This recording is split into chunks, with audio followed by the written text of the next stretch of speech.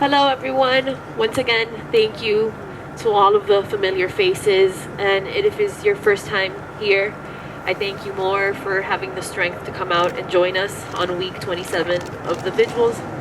My name is Arianne Betancourt. My father, Justo Betancourt, has been under ICE detention since October 29th of last year. They brought him to Alligator Alcatraz after a routine meeting at the immigration center in Miramar. 2 weeks ago, they tried to deport him to Mexico. They took him to the border. They had him cross over, and the Mexican government said that they cannot accept him because of his medical conditions. They transferred him from Texas back here to Alligator Alcatraz, where he was moved after the first 24 days because he was hospitalized twice due to lack of insulin and lack of medical care. My life has been fighting for my father's freedom the last 3 months. And the more I learn, the less I know. The more I learn about what other families are also experiencing.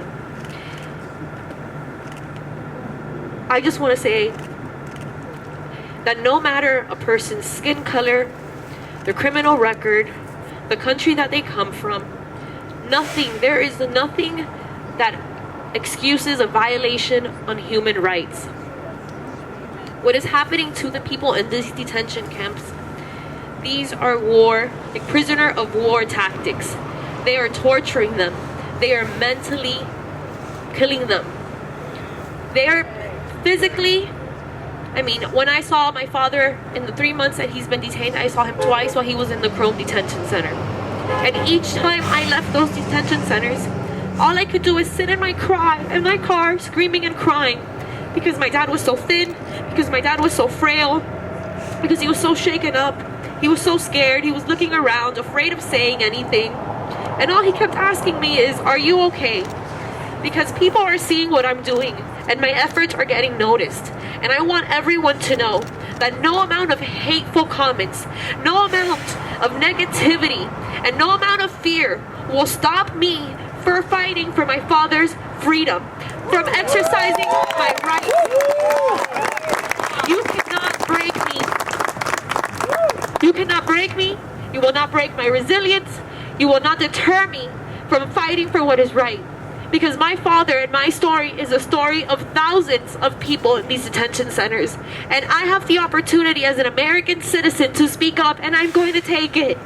So no amount of hate, no amount of negativity is going to deter me from my mission. Because all of us that are here is because the universe, God, something connected us so that we can be in this mission together. This is not a one-person circumstance. This is hundreds, thousands of people in these centers across America.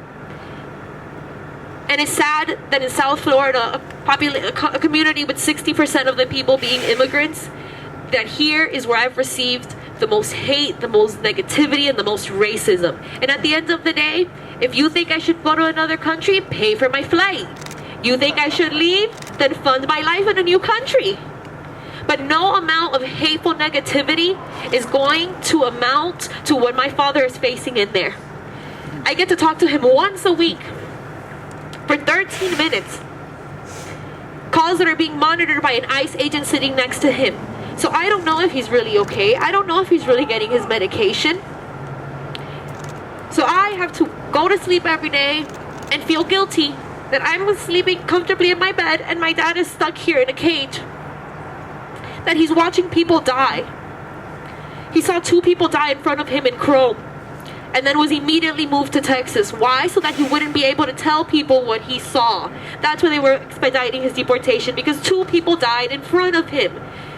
Are those people registered on any of the ICE lists? No, those names do not appear. So how many other people are dying inside of these detention centers and just disappearing? These are humans with families, with kids, with parents, with people who need them. I need my dad.